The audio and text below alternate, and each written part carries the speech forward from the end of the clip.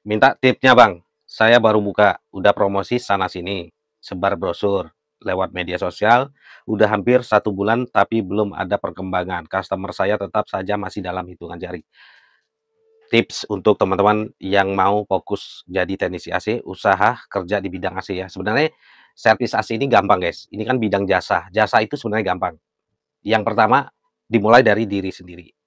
Kalau mau jadi teknisi itu, artinya harus menguasai ilmu teknik pendingin.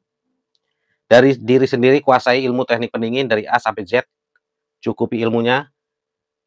Kalau belum cukup, teman-teman bisa hubungi Disnaker, Dinas Tenaga Kerja, cari teknik pendingin, atau datang ke BLK, Balai Latihan Kerja, di Pemda setempat, biasanya ada tuh kursus jahit, kursus teknik pendingin, kursus ngelas. Nah, teman-teman ambil yang kursus yang bidang teknik pendinginnya. Kalau di BLK itu biasanya gratis, guys. Biasanya nggak tahu kalau sekarang ya. Cukupi dulu ilmunya. Jangan teman-teman ilmunya baru separuh, setengah-setengah, langsung terjun ke lapangan ya. Nanti mengecewakan konsumennya dan mengecewakan teman sendiri, nanti teman-teman akan kehilangan konsumen. Karena konsumennya kecewa. Setelah cukup ilmunya lewat sekolah teknik pendingin tadi, secara praktek dan teori, teman-teman jangan langsung buka. Tapi ngikut dulu ngenaikin teman yang sudah lama, yang udah senior, ngenaikin dulu tuh. Tujuannya untuk menguasai, membaca kondisi di lapangan. Kondisi di lapangan seperti apa, terus belajar cara menghadapi pelanggan, konsumen. Karena kalau masih baru pasti pas mau ngomong ke konsumen kan gemeteran gitu. Nah, itu tidak meyakinkan nanti depan konsumennya. Jadi belajar dulu tuh, ikut dulu, ikut ngenaikin.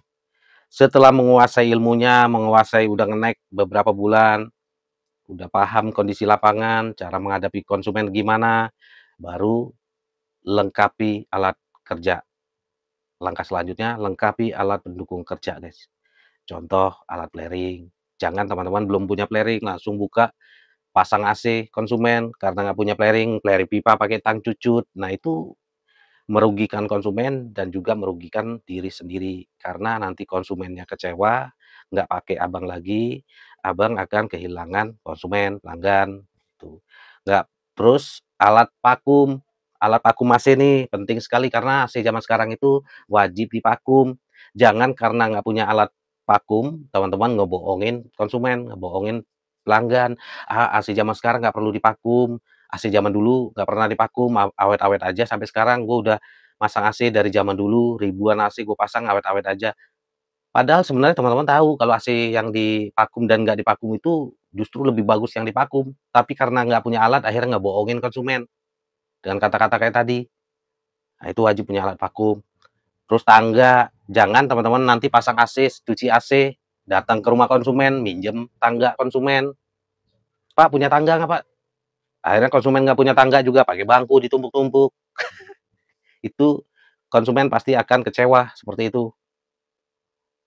Jadi cukupi alat pendukung kerja. Jangan alat belum lengkap, teman-teman udah nekat buka servis.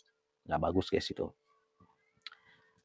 Intinya gini guys, posisikan diri kita itu sebagai pelaku, sebagai teknisi. Posisikan juga diri kita itu sebagai pengguna atau pelanggan. Kalau menurut kita nggak bagus, kita posisikan nggak bagus nih. Wah, nggak bagus ini. Pasti konsumen akan merasa nggak bagus juga. Terus langkah selanjutnya jujur. AC yang kotor doang, ya kotor ya cuci aja. Nggak usah ngerembet ke freon, kapasitor segala macam. Karena lapangan dunia AC itu ya seperti itu. Biasanya kalau cuci itu akan ngerembet ke freon segala macam. Padahal freon itu selama tidak ada kebocoran, maka selamanya tidak akan pernah habis ya. Jangan berpikir, wah, gua nggak hidup kalau nggak ngebohong. Enggak guys, justru sebaliknya. Kalau lo sering ngebohong, lo nggak akan awet, nggak berkah. Kalau lo jujur di lapangan, cuci ya cuci aja, nggak usah ngebohongin orang. Pasti awet, pasti berkah. Nah, pemasaran. Langkah selanjutnya pemasaran nih. Kalau abang tadi apa? Lewat brosur. Itu salah. Brosur itu udah habis masanya ya. Zaman dulu itu mungkin lewat brosur. Oke lah. Ngetren ya. Nah, zaman sekarang nggak bisa lewat brosur itu. Apalagi yang sering kita temuin di tiang listrik, di pohon pisang, di kebun, di pagar. Brosur-brosur kayak gitu. Dan itu juga kebanyakan orang pakai yang brosur-brosur di pagar itu mengecewakan. Apalagi jasa cuci AC 20.000 pas dipakai isi freonnya 3 juta. Lagian bikin brosur itu kan pakai duit, cetak brosur itu. Cara pemasaran yang tepat di era sekarang itu, era digital ya lewat internet. Lu bikin akun media sosial, akun eh, platform sosial media sosial apa nih yang ngetren sekarang? TikTok, YouTube, Facebook. Nah, lu bikin akun di situ. Sering-sering lu posting tuh, posting hasil kerjaan lu. Posting, posting, posting. Dengan begitu nanti ada pelanggan yang lihat, wih, kayak bagus nih kerjaannya nih. Dia akan komentar, Mas, ada nomor WA-nya nggak? Kayak gitu. Dengan gitu kan dapat pelanggan. Terus bikin website. Website tuh, terus lo jabarin di situ. Tapi lo sampaikan fakta realnya. Kalau cuci 75, ya lo bilang di situ 75. Jangan lo cuci. Di website lo tuh cuci 25.000. Pas di lapangan fakta aja 150.000. Kayak gitu. Itu ngebohongin orang. Pemasaran strategi ya. Terus kalau brosur ini, biasanya itu nggak ngejangkau semua. Nggak akan kena semua ya. Karena gini, kalau misalkan di rumah elit, lo mau masuk nyebarin brosur, itu pasti dilarang oleh security-nya. Mas, mau kemana? Mau nyebarin brosur, Pak, jasa cuci AC. Pasti dilarang, guys. Nah, caranya lewat internet, website. Dengan lewat internet, lewat website, akun sosial media, itu akan menjangkau ke seluruh orang. Mau itu di rumah elit, di perumahan biasa, dimanapun itu pasti akan kena, guys. Gitu. Zamannya udah berubah ya, eranya udah bukan era kayak dulu lagi. Era zamannya ACR22, sekarang udah R32 ini ya modelnya seperti itu, lakukan pemasarannya. Terus bikin akun Google Map, Google Business. Lu bikin deh tuh, bikin namanya ya sesuai dengan bidang AC. Lo yang nanya tadi siapa namanya? Heri Setia apa?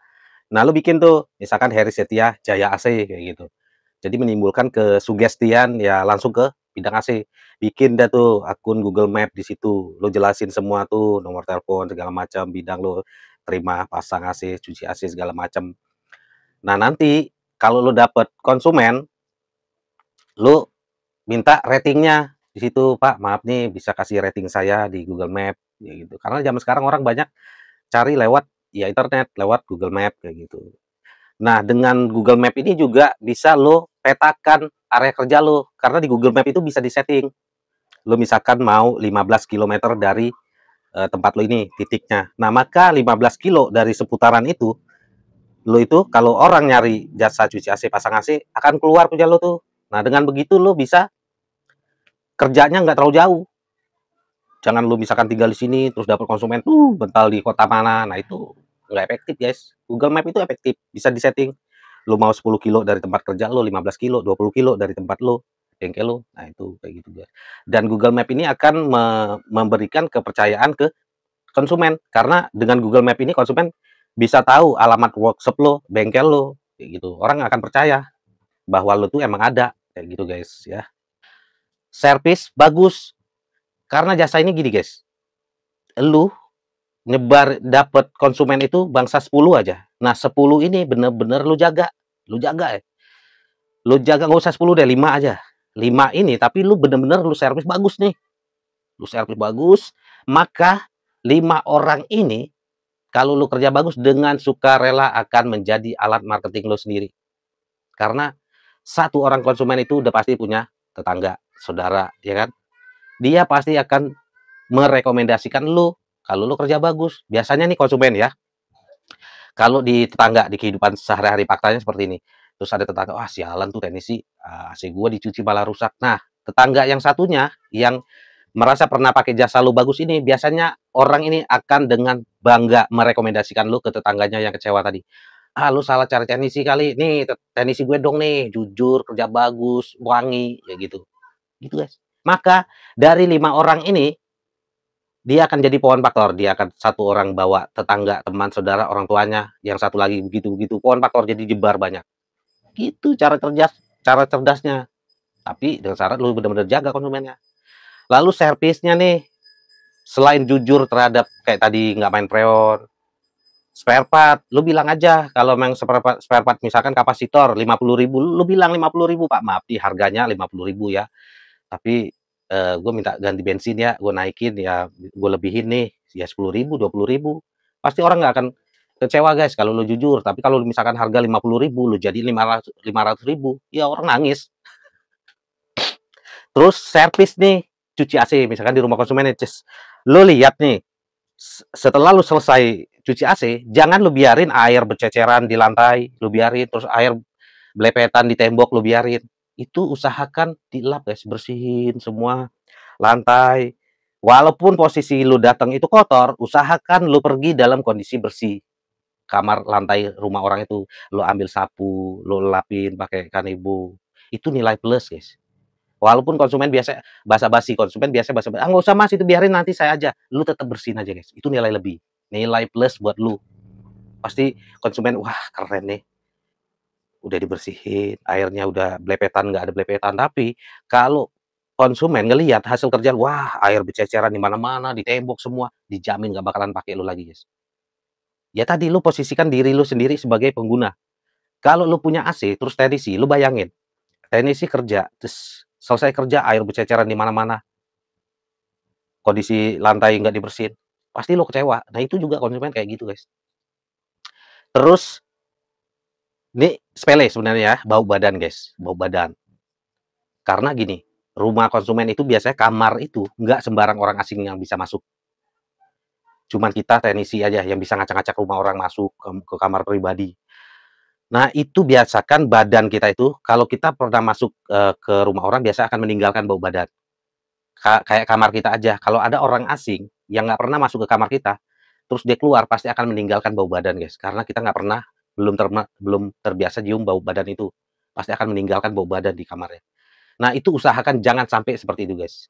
Ini sepele sebenarnya, tapi sangat penting. Pasti bau badan anjir, ketek, sialan, gitu. Nah, gimana caranya? Ya, paling nggak lu pakai parfum, ya. Terus, apa salahnya lu bawa pewangi ruangan, yang kecil aja, yang kecil, selesai lo servis, lo netralisirin ruangan, lu masukin lagi, itu nggak rugi, guys, nggak rugi. Hal kecil tapi akan kasih nilai plus.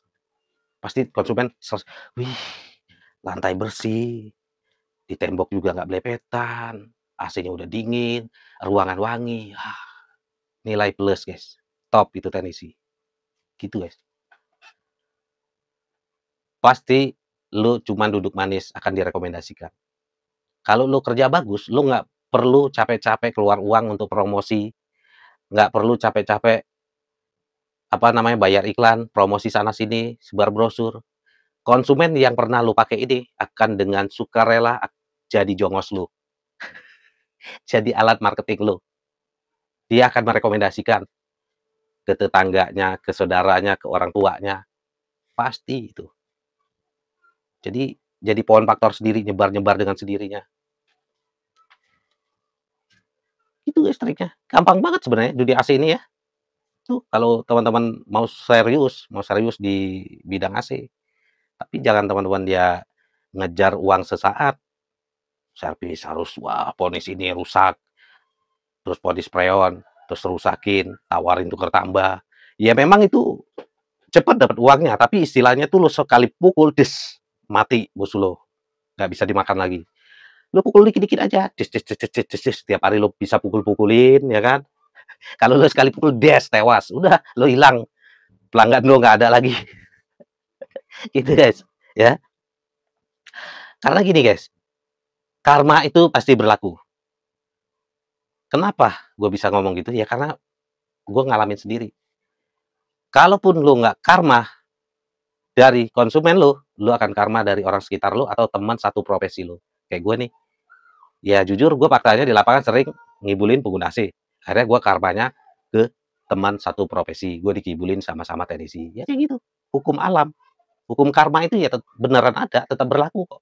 Lalu disiplin tepat waktu, guys. Kalau lo janji jam 1 mau datang ke konsumennya, artinya lo datangnya ya jam segitu. Ya walaupun lewat-lewat 5 menit, 10 menit itu masih wajar lah. Jangan lo PHP aja. Kalau lo nggak bisa, ya lo bilang nggak bisa. Kalau lo bisanya misalkan mundur, lo hubungi buru-buru jauh sebelumnya biar orang juga bisa ngatur waktu. Karena gini, setiap pengguna AC itu mereka juga punya kegiatan lain, guys. Bukan ngurusin AC aja. Bukan kayak lu yang fokus cuma di AC aja. Konsumen itu mereka janjian sama lu tuh mau cuci AC jam 1.